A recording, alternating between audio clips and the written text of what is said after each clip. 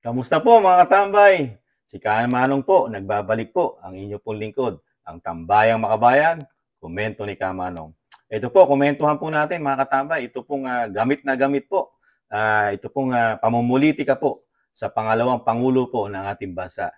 Ito po, yung mga nagpipetisyon po, dinala po nila ang petisyon sa Korte Suprema po natin.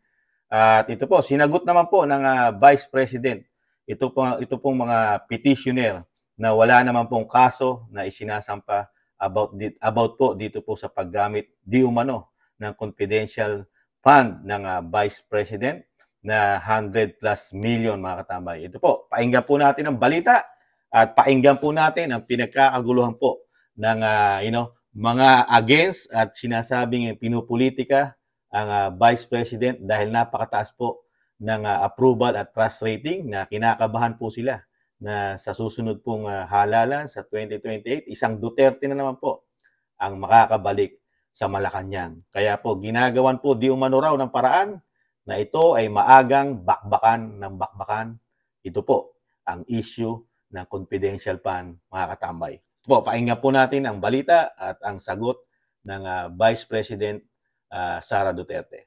Ipinadidismiss si Vice President Sara Duterte sa Korte Suprema ang mga petisyon na kumwestiyon sa legalidad ng 2022 Confidential Fund ng Office of the Vice President o OVP.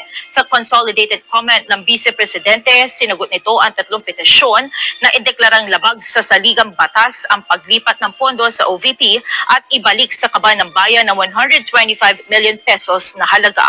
Katwiran nito, walang justifiable controversy o aktwal na kaso upang mamagitan ng Korte Suprema sa issue. Binigyan diin ng kampo ni VP Sara, walang tinamong matinding pinsala ang mga petitioner dahil sa ginawa ng respondent o ng pangalawang pangulo pagdating sa paggamit ng pondo ng OVP. Tama. Tama po mga katambay. At ang pinagtataka po ni Kamanong, ang naglabas po ng confidential fund na sinasabi, sa Office of the President, bakit po hindi kino-question ng petitioner itong Office of the President na sa kanila po nanggaling yung releasing na ibinigay po sa opisina ng Vice President, yung sinasabing confidential fund na late na po binigay galing po sa Office of the President, mga katambay, yung 120 plus million na pinagkakaguluhan po ngayon sa social media at sa media na pinalalabas po na ito po ay ninakaw at talaga binulsa ng pangalawang pangulo na wala naman po silang isinasampang kaso o patunay o pruweba na ito pong 120 plus million binulsa ng pangalawang pangulo. Nada, mga katambay. Wala. Kinu-question lang po nila sa Supreme Court yung proseso na paglipat po sa Office of the President na nilagay po sa Office ng Vice President, itong sinasabing confidential fund. Kaya nga po parang nagiging komento ni Kamanong bias. Bias yung mga petitioner, di po ba? Kasi kung lalagyan mo ng logic, saan nanggaling yung 100 plus million na binigay kay Vice President? Di po ba? Dapat questionin mo rin yung nagbigay. Kasi yung pera galing sa opisina ng presidente. Di po ba? Bakit ang babakbakan mo lang yung tumanggap? Di ba? Lalagyan mo ng logic, di ba mga katambay? Dapat kung pipetisyonin mo o kukwestiyonin mo yung 120 plus million na nakuha ni Vice President sa opisina ng Pangulo, questionin mo rin yung nagbigay.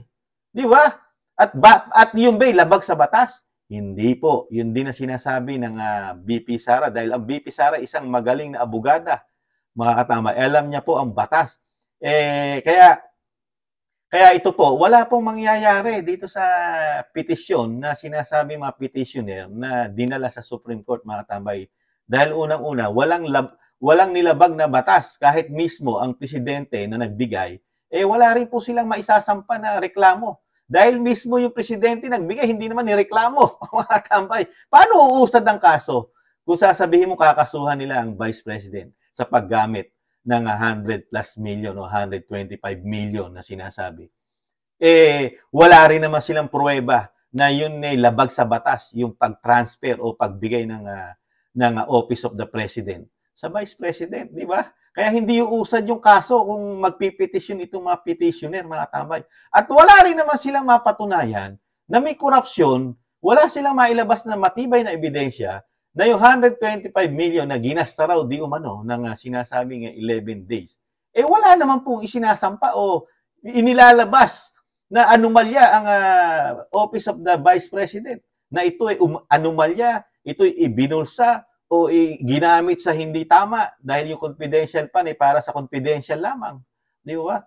At wala pong, at wala po sa saligang batas din po na sila rin ang gumawa, lalo sa Kamara, na yung confidential fund i-audit mo. Di ba? Labag din sa batas.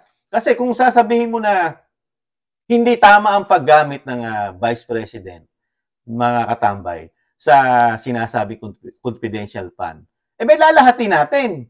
Hindi mo isi-single out. Hindi mo dapat i-single out yung merong confidential fund na katulad ng BP Sara. Dahil lahat po ay may confidential fund at napakalalaki. Dapat po, lahat yun, questionin natin.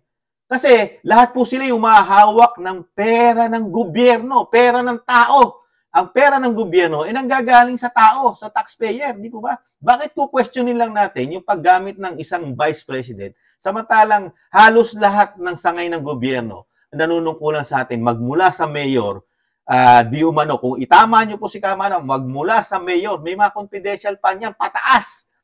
Gobernador, congressman, senador, vice president, at lalong-lalo na presidente. Puro may confidential fund po yan. Itama nyo si Kamanong, kung mali ang sinasabi ni Kamanong, tatanggapin ni Kamanong, mali ako.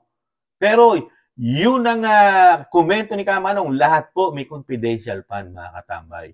Hindi lang po ang Vice President. Ngayon, kung kukwestiyonin mo na may corruption na ginagawa ang Vice President sa confidential fund, halukayin natin lahat, buksan natin lahat, gumawa ng batas ang Kamara.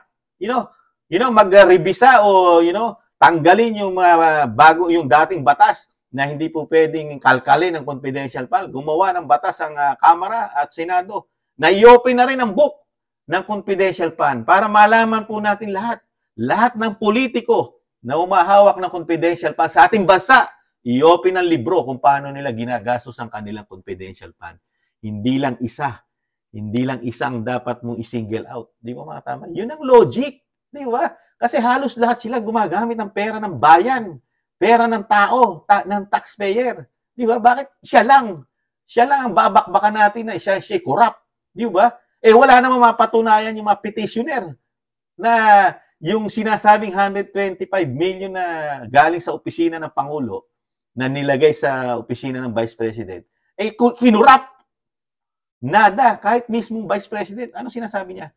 Walang isinampang kaso riyan. Walang napatunayan, walang ebidensya, di ba? Kahit ang COA, wala pong isinasampang reklamo ang COA na merong anomalya. Ang Office of the Vice President na kailangan revisahin yan kasi unang-una nga wala sa konstitusyon po. Nakalkalin nila yan. Dahil kung yan po kakalkalin nila ang confidential fund ng Vice President.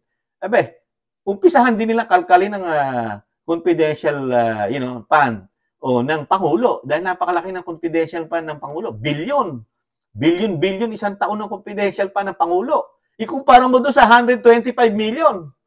Di po ba? Mas maraming pera ang inahawakan ng ating Pangulo na confidential fund na ikumpara mo sa Vice President na wala namang mapatunayan yung petitioner na ito'y kinurap. Di lalo tayong magtataka sa hawak ng presidente na billion confidential fund. Di po ba? Dahil wala rin tayong hawak na ebidensya kung paano yung ginagamit ng presidente ng Pilipinas yung confidential fund niya. Dahil hindi naman po na-audit po din yun. Mga katambay, di ba? At isa pa, dahil nga nilagyan po ng kulay politika ang confidential fund ng Vice President. Nilagyan nila ng kulay politika dahil binakbakan nila napakaaga dahil sa politika dahil alam nila magiging tinik nila ang Vice President pagdating ng 2028, mga katambay. Dahil si BP Sara napakataas ng rating, approval at trust rating sa kanilang lahat, mga katambay. Hindi bumababa ng ganung sad-sad kumpara mo doon sa mga sinasabing matataas na nanunungkulan pa sa ating bansa. Magmula sa ating presidente, bumababa ng malaki ang kanyang approval at trust rating. Ganon din ang speaker, sad-sad. At ang Senate President, sad-sad din, mga katambay. O, si VP Sara lang ang talagang bumababa ng kaunti ang kanyang approval at trust rating, pero siya pa rin yung number 1, pinakamataas sa lahat, di po ba? At yung kanyang department na hinawakan, wala namang problema. Dahil sa mga rating din po na tinitingnan po ang performance ng mga ahensya ng gobyerno na hawak po ng mga gabinete ng pamahalaan, yung ahensya pa rin na hawak ni Vice President ang nangunguna po sa buong ahensya ng gobyerno natin, ang DepEd. Di po ba? Kaya ito po, sa nakikita po ni Kamanong, politika po ito. Maagang pamumulitika dahil gamit na gamit po ito, di umano. Dahil napakarami rin po sa social media na talagang binabakbakan po ang Vice President. Na mismo yung bumabakbak sa Vice President, wala rin naman ebidensya. Puro haka-haka lang din. Na yung sinasabing confidential pa ninakaw, ibalik, igastos. Bago mo pagbintangan ng isang Vice President, maglabas ka muna rin ng ebidensya na talagang ninakaw talaga ng Vice President yung sinasabi mo, ginastos ng 11 days. Di po ba? Maglabas ka ng ebidensya bago mo bakbakan ng bakbakan. Kasi ito, magaling na abogado at abogado ang Vice President. Lahat po yan ay nasa batas, nasa tamang proseso, di ba? Kahit na kayo, kahit ako, si Kamanong, hindi ako basta-basta mag-petition sa Supreme Court. Kung ang dala-dala ko lang yun ay hearsay, di ba, na kinu-question ko yung sinasabing legalidad ng pag-transfer ng pera galing sa Office of the President, dadalhin mo sa Vice President. Napag-aralan na rin po nila yon. Dahil yung gumagawa po ng budget ng Office of the President, puro magagaling po abogado yan, di ba? Lalo-lalo rin po yung Executive Secretary po ng Pangulong Marcos, na siya rin po ang nagiging may gawa po ng lalo po sa mga budgeting at kung saan dadali ng pera. Inaaprubuhan po ng Executive Secretary din po yan. Yung Executive Secretary po ng Pangulo galing po at naging Chief Justice po ng Korte Suprema. At napakagaling din po sa batas at maalam sa batas. Katulad po ng VP Sara na isa rin po abogada. Di po ba? Tapos ang isang babakbak na mga haters ng Vice President, isang pangkaraniwang tao lang din katulad ni Kamanong na walang kaalam-alam sa batas. Di po ba? Dahil parte po ng politika ito, Dahil nakikita po natin ngayon, lagana po ang droga sa ating bansa, lagana pang krimen at nagbabalikan po ang mga panatiko ng mga makakaliwang grupo, mga komunista, nagbabalikan. Siyempre, hindi nila pababalikin sa pwesto ang isang Duterte dahil yan malaking problema po nila yan. Kaya pababagsakin po nila yan, mga katambay, ang Vice President Sara at isang Duterte. Alam naman natin ang pulisiya na isang Duterte, lalo sa mga kaliwang grupo, talagang gusto niya ng tuldukan talaga yan.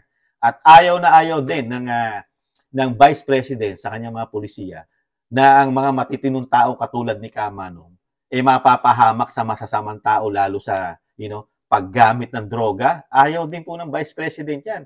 Kaya unang babanat sa Vice President sa tingin ni Kamanong di umano, sa komento ni Kamanong, ang unang aayaw dyan sa pulisiya ng Vice President, yung panatiko ng droga. Number 1, dahil ngayon po laganap na naman ng droga. At talagang mismo mga kamag-anak ni Kamanong ay nakakaranas at nagsasabi kay Kamanong na yung aming barangay na tumahimik ng 6 na taon, natakot yung mga user, yung mga gumagamit ng droga sa aming barangay. Pero ngayon po, mga siga na naman sila, mga katambay. Sila na naman na naghahari sa kalsada, hindi natutulog. Ang takot po ngayon, yung mga normal na katulad ni Kamanong, mga kamag-anak ni Kamanong sa barangay, sila ngayon ang takot. Hindi katulad ng panahon ni dating Pangulong Duterte, ang takot yung gumagamit ng droga at yung masasamang tao. Naglalabasan na naman ngayon. Mga gumagamit ng droga, yung mga gumagawa ng masama, nango-hold up, meron pa mga tandem-tandem na yan, At nagpapasukan na naman sa atin ng tuni-tuniladang droga, mga katambay. At napakahirap pong solusyonan ng 2 taon na, halos, na pamamahala po ng ating pamahalaan ngayon. Hirap na hirap pong solusyonan ang problema ng bansa. Lalo po sa kahirapan, Samantalang meron naman tayong ginagastos na pondo pang-takip, panglaban sa kahirapan, lalo po sa DA, sa Department of Agriculture. Napakataas ng ating mga bilihin, pagkain, kuryente, tubig, pati toll gate, nagtataasan pero walang masyadong solusyon na nakikita natin maliban lang sa ayuda. Sa ayuda po na binibigay nila na temporary lang po, band-aid solution. Pati po ang kadiwa, band-aid solution. Hindi mo po pwedeng asahan kahit bigyan ka araw-araw na ayuda. Kung ang bilihin ganun kataas, isang dali lang yan gagastusin. Hindi pa makakaisang buwan yung ayuda na yan. Pero balik pa rin tayo sa realidad na ang problema ng bansa talagang napakalaki na, napakataas. Tapos ang swelduhan ng ating bansa ikakarampot, Sana man lang ang swelduhan ng ating bansa per oras man lang, kahit bayaran mo ng 300 pesos isang oras man lang, sana makakasapat sa mga Pilipino, manggagawa natin yun. Lalo sa may hirap na nagtatrabaho. Sasapat po yun. Paano? Ang kita lang natin, 600 plus sa Metro Manila, isang araw. Pero ang bibili mong bigas, yung 60 pesos na, yung hindi pa mahal. Pagka talagang masarap na nasa 80 pesos na mahigit, mga katambay. Yung mga kamag-anak ko nga, sinasabi sa Kamanong, pagkain pa lang ng aso na bigas, 40 plus na sa bigas pagkain ng aso, mga katambay. Yung pinapakain nila na aso ng mga kamag-anak ko, sinasabi kay Kamanong, 40 plus na halaga sa tao. Paano pa yung pagkain ng tao kung gusto mo kumain na medyo masarap? Yung nasa gitna raw, 60 mahigit, masarap-sarap na ng konti. Pero yung pinakamasarap na gusto mo, nasa 80 plus, mga katambay, ang bigas. Yung po ba sasapat sa mga solusyon, mga katambay? Kaya po, hirap na hirap po. Hirap na hirap po ang mga sinasabing politiko na talagang gusto nila yung kapangyarihan talagang magtuloy-tuloy sa kanila, mga katambay. Kaya po, ang nagiging tinik po rito sa nakikita ni Kamanong, si Vice President Sara Duterte lang po ang kanilang tinik na para yung kanilang sinasabing di umano na kapangyarihan ay magtuloy-tuloy, isa lang ang nakikita nila na kalaban sa politika. Kaya po ito, talagang hindi po nila lulubayan ito. Kahit ito po wala sa konstitusyon natin, yung sinasabing ginagawa po ng mga petitioner at labag sa batas at sinasabi nga ni Kamanong, gumawa ng batas ang Kamara na i-open book na rin ang confidential fund lahat. Mas pabor si Kamanong dyan. Mas pabor ang inyong lingkod na gumawa ng batas ang Kamara at ang Senado at pirmahan ng Pangulo ng Pilipinas na pati ang confidential fund i-open the book na. Resibuhan na, mga katambay. Para lahat sila makita natin kung sino talaga gumagawa ng corrupt sa ating bansa. Isama na rin natin ang mga sinasabing natuklasan nila dating Pangulong Duterte at Sasot Norugandos, yung mga extraordinary at yung mga pondo na hinahawakan ng Senado at Kamara na walang resibo, isama na rin sa batas yan, mga katama. Isabatas na rin ng Kamara para magkaalaman na talaga. Pati yung mga haters ng Vice President Sara Duterte, magkakaalaman na kung sinong politiko talaga ang corrupt sa ating bansa. Gumawa ng batas, ora mismo ang Kamara at Senado, aprobahan, urgent, gawing urgent po, batas. Na open na lahat. At lahat po ay pwedeng i-audit na. At may resibo na rin ang confidential fund, extraordinary fund, pati travel fund nila. Kailangan i-open na rin, i-open ang libro kung paano nila ginagastos lahat. Di po ba? Ganun ang tamang gobyerno. Hindi yung isi-single out mo lang ang Vice President, mga katambay. Dahil doon sa sinasabing petitioner na wala namang pruweba. Dahil nga, galing sa opisina ng Presidente, pero hindi mo sinabi sa Supreme Court, yung i-question mo lang yung Presidente na mali ang ginawa mo, Mr. President. Naglabas ka ng pera sa opisina mo, binigay mo kay Vice President. Di po ba? Kaya lang, ang nangyayari ngayon, para pabagsakin ang popularidad ng isang vice presidente, isi-single out mo lang siya. Isi-single out mo lang, Vice President, na ikaw lang ang mali, ikaw lang corrupt, inubos mo 125 million sa 11 days. Mga tamay, salita. Haka-haka. Puro haka-haka lang. Walang ebidensya. Walang mailabas ang petitioner. Walang kaso. Para lang makapolitika, di umano at mapabagsak ang sinasabing tinik sa kanila ang isang Duterte, ang isang Vice President. Di po mga tambay. Kayo po, ano po masasabi niyo mga tambay dito sa nangyayaring pinupolitika na napakatagal na. Ilang taon na, last year pa pinupolitika ang Vice President. Pero sa kabila nun, hirap na hirap pa rin sila ibagsak ang popularidad ng isang Vice President Sara Duterte. Ang approval at trust rating, siya pa rin ang laging nasa top, mga katambay. Kaya ito po, marami pa tayong ma-encounter na ganito, na paninira di umano sa Vice President na walang kaso, walang ebidensya, haka-haka, yung sinasabi ni dating attorney Larry Gadon na na-dispar, haka-haka lagi, binabanata na rin ng Vice President, di ba? Dati, puring-puri ang mga Duterte. Nung sila na nasa pwesto, idikdik, ibaon. Napakasama ng mga Duterte, mga tambay. At wala na nagawa sa bansa natin ang mga Duterte. Pati sa Yolanda, wala na rin nagawa ang mga Duterte. At isinama pa ang dating Pangulong Pinoy na wala rin nagawa. Sila na lang ang marami nagawa sa ating bansa. Sila na lang. Pero alam naman po natin yun Alam ng mga Pilipino kung sino yung may nagagawa sa ating bansa. Ito po, 2 taon na po. Ito po ang nararanasan ng ating mga kababayan. Sa 2 taon, puro pangako ang sinasabi, puro magagandang speech, napakabait daw, di umano.